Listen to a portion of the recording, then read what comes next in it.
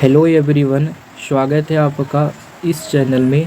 इस चैनल के माध्यम से हम आपको टॉप एमसीक्यू क्वेश्चन जो पीवाईक्यू है उसका एक्सप्लेनेशन के साथ बताते हैं। इसलिए आप मेरे चैनल को कृपया सब्सक्राइब कर लीजिए, जिससे आपको काफ़ी मदद मिलेगी। पहला क्वेश्चन की ओर आते हैं। पहला क्वेश्चन है, कोशिका में पाया जाने वाला आनुवंशिक पदार्थ है। उत्तर हो जाएगा डीएनए। डीएनए जीन की इकाई होती है और डीएनए आनुवंशिक क्रियाओं का संचालन करता है। सही उत्तर हो जाएगा डीएनए।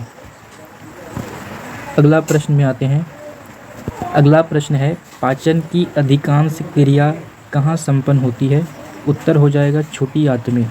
पाचन की क्रिया कहाँ से प्रारंभ होती है, तो मुख से। कहाँ संपन्न होती है, तो छोटी आंत में। अगला प्रश्न देखते हैं। अगला प्रश्न है, रक्त होता है तो रक्त एक तरल संयोजी उत्तक होता है और रक्त का जो पीएच मान होता है वो 7.4 होता है। रक्त एक क्षार है और जिसका पीएच मान 7.4 होता है। अगला प्रश्न देखते हैं। अगला प्रश्न है, विटामिन सी किन चीज़ों में पाया जाता है। उत्तर हो जाएगा खट्टे फलों में। और विटामिन सी का रासायनिक नाम एस्कॉर्बिक एसिड होता है। विटामिन सी किन चीज़ों में पाया जाता है। उत्तर हो जाएगा खट्टे फलों में और रासायनिक नाम एस्कॉर्बिक एसिड होता है। चलिए अगला क्वेश्चन है, निम्न में से कौन सा एंजाइम लार में पाया जाता है। तो लार में टाइलिन नामक एंजाइम पाया जाता है। प्रश्न है, जीव कोशिकाओं में आनुवांशिक लक्षणों के नियंत्रण में निम्नलिखित में से कौन उत्तरदायी होता है। तो उत्तरदायी डीएनए होता है। डीएनए आनुवंशिक लक्षणों के नियंत्रण में उत्तरदायी होता है। चलिए नेक्स्ट प्रश्न है, जीन बने होते हैं। जीन किसके बने होते हैं। उत्तर हो जाएगा पॉलीन्यूक्लियोटाइड से। जीन पॉलीन्यूक्लियोटाइड के बने होते हैं, ठीक है। और जीन डीएनए की इकाई होती है, याद रखिएगा। आगे चलते हैं। वीडियो पसंद आ रहा है तो कृपया करके चैनल को सब्सक्राइब जरूर कर लीजिए। आपको आशा करता हूँ कि इससे बहुत ज़्यादा मदद मिलेगा। अकेले हम मेहनत कर रहे हैं तो कृपया करके हमको सपोर्ट कीजिए। प्रश्न है, खट्टे स्वाद के लिए कोशिकाएं जिह्वा के किस भाग में होती है। उत्तर हो जाएगा पार्श्व भाग में। जीभ के अग्रभाग से हमें मीठे स्वाद का आभास होता है, ठीक है। और पश्च भाग से कड़वे स्वाद का और पार्श्व भाग से खट्टे स्वाद का। आगे चलते हैं। अगला प्रश्न बोल रहा है कि ऊर्जा उत्पादन के लिए कोशिकाएं प्रायः किसका उपयोग करती है। उत्तर हो जाएगा ग्लूकोज का। आप लोग भी साथ साथ आंसर देते रहिएगा कमेंट बॉक्स में, है ना। आगे चलते हैं। प्रश्न है, वनस्पति विज्ञान के जनक कौन है। उत्तर हो जाएगा थियोफ्रेस्टस। वनस्पति विज्ञान के जनक थियोफ्रेस्ट है और जंतु विज्ञान का जनक अरस्तु, ठीक है। और जीव विज्ञान का जनक भी अरस्तु, याद रखिएगा इसको। आगे चलते हैं। प्रश्न है, किसे वर्गीकी का पितामह कहा जाता है। फादर ऑफ टैक्सोनॉमी किसे कहते हैं। प्रश्न है, फादर ऑफ टैक्सोनॉमी किसे कहते हैं। तो उत्तर हो जाएगा लिनियस को फादर ऑफ टैक्सोनॉमी कहा जाता है। चलिए अगला प्रश्न देखते हैं। अगला प्रश्न बोल रहा है कि गोबर छत्ता किसके अंतर्गत आता है। गोबर छत्ता मृत जीवी के अंतर्गत आता है। इसका सही आंसर हो जाएगा। आगे चलते हैं। आगे है, शरीर की सबसे बड़ी ग्रंथि कौन सी है। इसका सही आंसर हो जाएगा यकृत। यकृत मानव शरीर की सबसे बड़ी ग्रंथि है। यदि दूसरी पूछे, दूसरी मानव शरीर की सबसे बड़ी ग्रंथि क्या होगा, तो आप लोग कमेंट कीजिए। इसका आंसर हो जाएगा अग्नाशय। अग्नाशय मानव शरीर की दूसरी सबसे बड़ी ग्रंथि, और सबसे बड़ी ग्रंथि बोलेगा तो यकृत हो जाएगा, और दूसरी सबसे बड़ी ग्रंथि अग्नाशय। चलिए आगे चलते हैं। उत्तर है, निषेचन की क्रिया कहाँ पर होती है। उत्तर हो जाएगा अंडवाहिनी में। अंडवाहिनी में निषेचन की क्रिया होती है। आगे चलते हैं। आगे है, अमीबा में भोजन का अंतर्ग्रहण किसके द्वारा होता है। सही उत्तर हो जाएगा कुटपाद। अमीबा में भोजन का अंतर्ग्रहण किसके द्वारा होता है, तो कुटपाद के द्वारा होता है। और अमीबा एक कोशिकीय जीव है। चलिए उत्तर है, प्रश्न है, एक स्वस्थ मनुष्य का रक्तचाप होता है। एक स्वस्थ मनुष्य का रक्तचाप कितना होता है। तो स्वस्थ मनुष्य का रक्तचाप 120/80 होता है। ना इससे अधिक होना चाहिए, ना इससे कम होना चाहिए। 120/80 एक स्वस्थ मनुष्य का रक्तचाप होता है। और रक्तचाप किससे मापा जाता है, तो रक्तचाप मापा जाता है स्फैग्नोमेनोमीटर से। ये इंपॉर्टेंट है, रक्तचाप मापा जाता है स्फैग्नोमेनोमीटर से। देखिए दोस्तों, यहाँ लिखने में दिक्कत हो रहा है, आप लोग है ना मैनेज कर लीजिएगा थोड़ा इसको।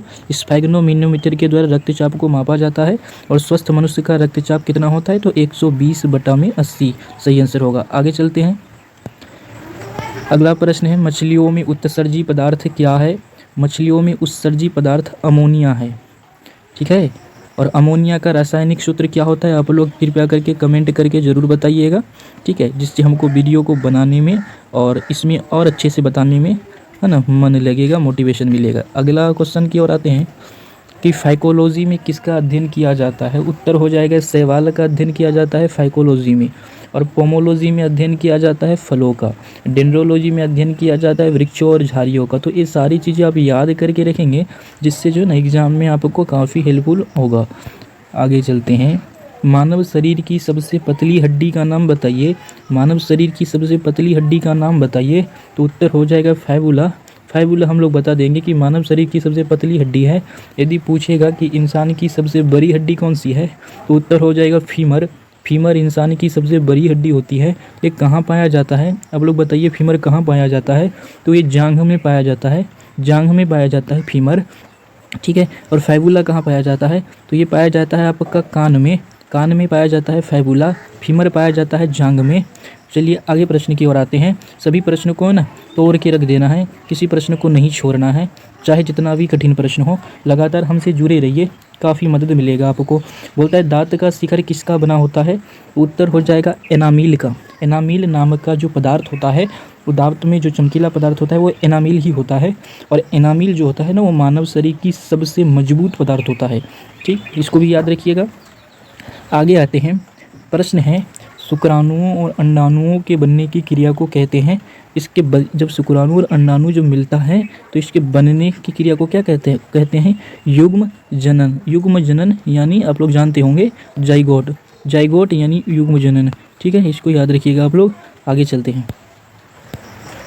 प्रश्न है, रक्त समूह का आविष्कारक है। रक्त समूह का आविष्कारक लैंड स्टीनर है। इसके साथ साथ आप लोग ये भी याद रखिएगा, अभी इसमें साथ साथ आप याद रखिएगा आप लोग कि वो जो है ना, वो रक्त समूह सर्वदाता रक्त समूह है। सर्वदाता रक्त समूह वो है। ठीक है, और ए बी जो रक्त समूह है, ए बी रक्त समूह सर्वग्राहता रक्त समूह है। ए बी रक्त समूह सर्वग्राहता रक्त समूह है और ओ रक्त समूह सर्वदाता रक्त समूह है। ठीक है, इसको याद रखिएगा। आगे चलते हैं। अगला प्रश्न क्या कहता है?